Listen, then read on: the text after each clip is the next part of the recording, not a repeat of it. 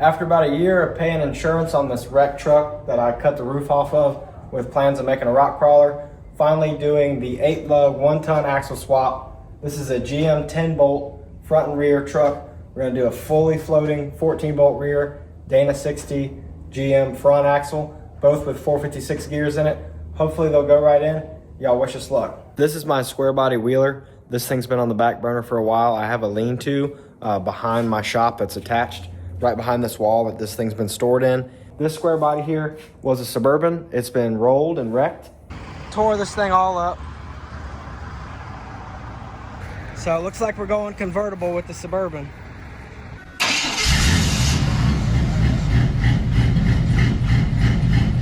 After wrecking this thing, I decided with the damaged roof, this thing should be a rock crawler, and it has rough cut edges here that are gonna get cleaned up and safe and nice and rust proofed and everything. But first I want to figure out a roll cage to go through and connect to both sides. So basically 2 hoops where the doors used to be, as well as tying it into something in the back here to support maybe a tailgate and a spare tire and all that good stuff. So I can do some serious wheeling with this.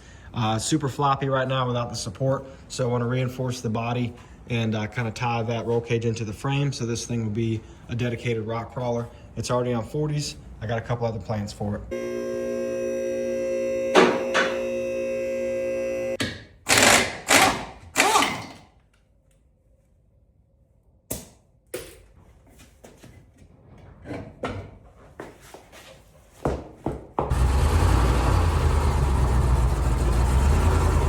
All right, give it a push, Hank.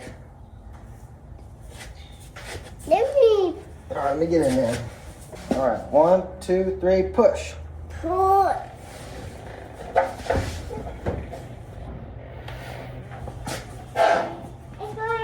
Got my buddy TJ on the way that's always up for whatever stupid plan I have for the day. So we're gonna get in here and try to yank these axles off, see how far we get in the afternoon, while also kind of hanging out with the kids and families together. So this 10 bolt's gotta go. Gonna try to save one of these steering stabilizers to put on the Dana 60, leaving the leaf springs, getting rid of the anti-sway bar so we can have a little more flex.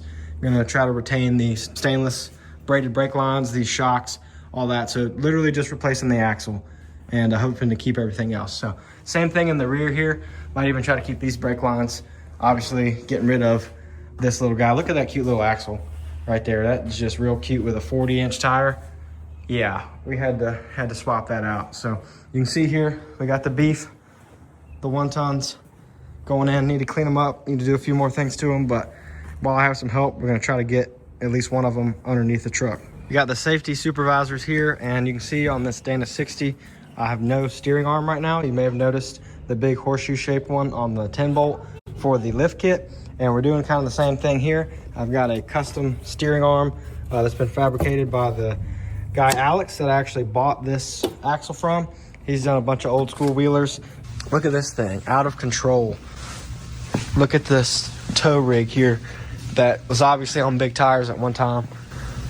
Awesome stuff. And outside has got tons of cool history. That's a 1969. I put a 1968 front clip on it.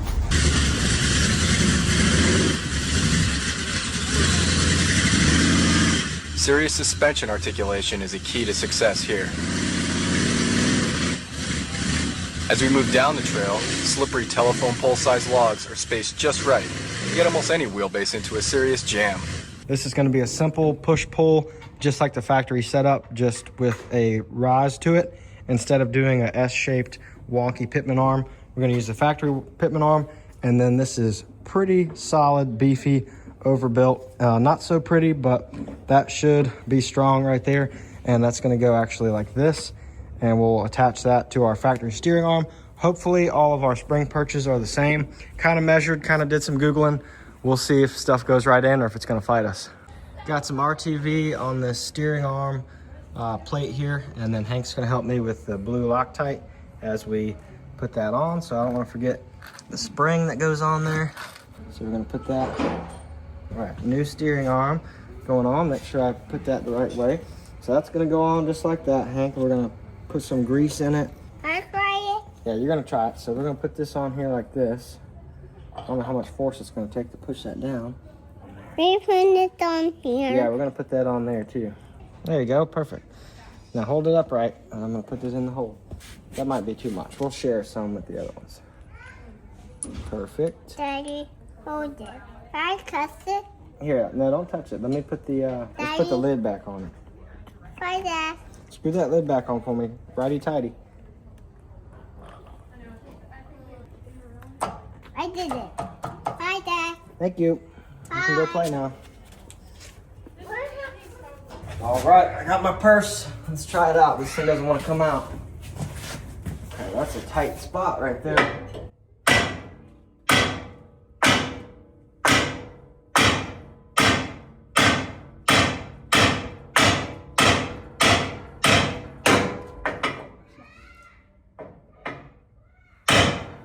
That is tight. Let's hit it right here. This is a rough country part that I can go put in the trash.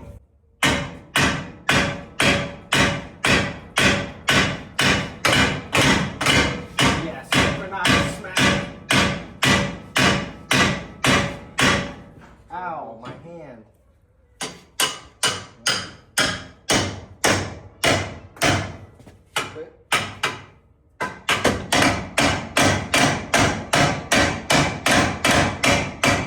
Ears. That shit hurted. She not budging. All right, let's go back to with this in there. Do the thing we did in the beginning.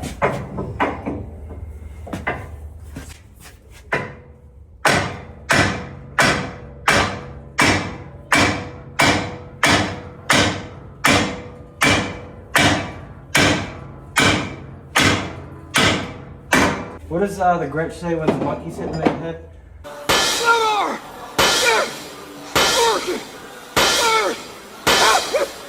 Excuse me. Yeah, how much is a GM 10 bolt clapped out front axle with all the bolts loose worth? Because we just take a grinder. Yeah. It's 50 bucks, I think, for that arm. I don't really care anymore.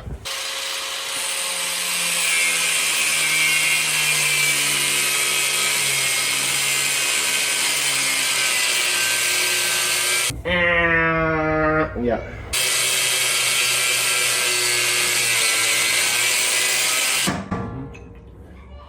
Supervising. That's what it's all about. Oh, it's coming, dude. It's coming. It's coming, brother. That's all right. Hit that right here. Hit that. It's loose. Woo! That's why I'm supervising. Cheers. I might have some wood we could set in the rotors. So I'm gonna stop it right before. Right there.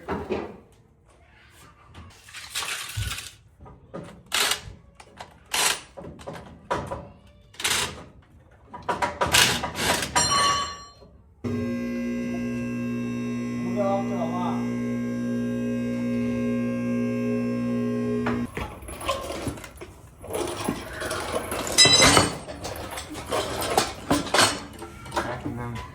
Probably gonna have to slide it this way.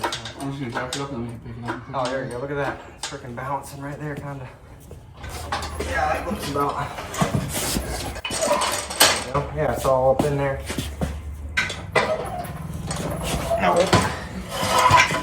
Maybe. Oh, that looks like. That belongs there. This is a diff jack, not a trans jack.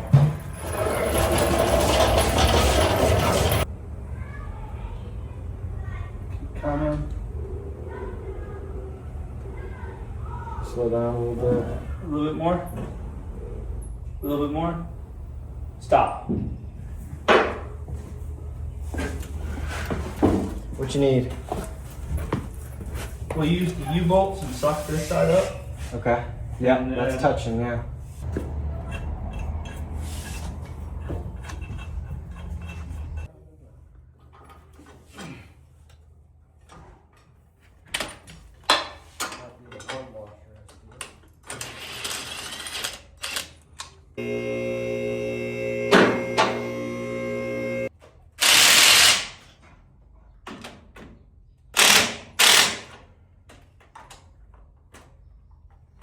Need more burn clearance.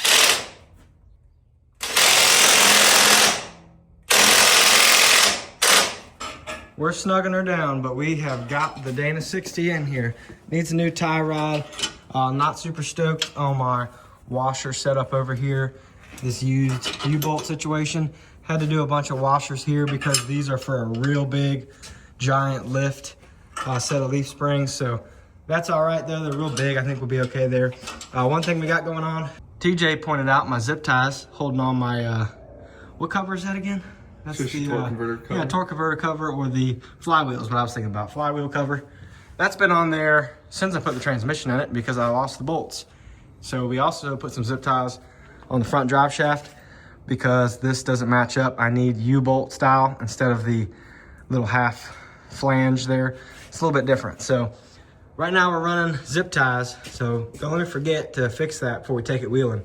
Also notice that the Dana 60 being a little bit girthier, bigger setup here made my drive shaft a little bit more in. So at full droop, my splines were showing before, all that. So literally just replacing the axle and hoping to keep everything else. So that's good. I have more travel on my drive shaft with this axle at full droop. Just had TJ Monkey climb his way up there when we probably could have just lowered it back down, but it was fun to watch him climb up there. And then now we've aligned the axle pretty much straight. Again, need a new tie rod. Somebody was jacking it from there or towing it or something, but you can see my new raised steering arm. This is full droop here, so pretty decent angle on that. I'll get right there, you can see it's at like a slight angle, and at ride height it should be perfectly flat. So feeling pretty good about that. I just need to tighten this up now. And again, normally this mounting surface is like way down here, so about a 5-inch lift there.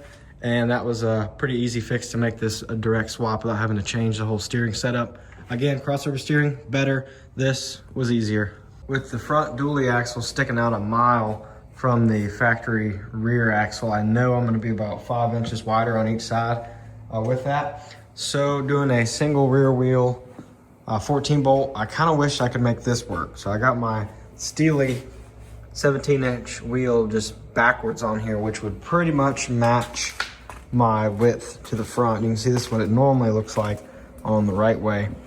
And I'd like to make that work, but you can see the way that these mount on here and the way the lug nuts actually center it on there, that just would not work out. So I was kind of optimistic, but it seems like you'd have to cut and flip the center section to make this work.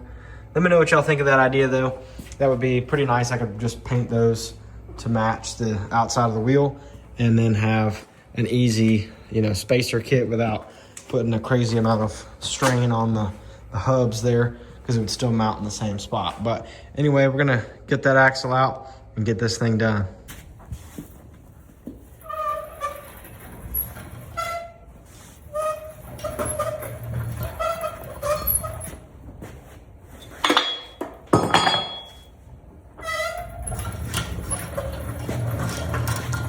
That's gonna wrap it up for this video. Really appreciate y'all coming back, subscribing, leaving a comment. Grappaholics is a growing community across Facebook, Instagram, TikTok, you name it.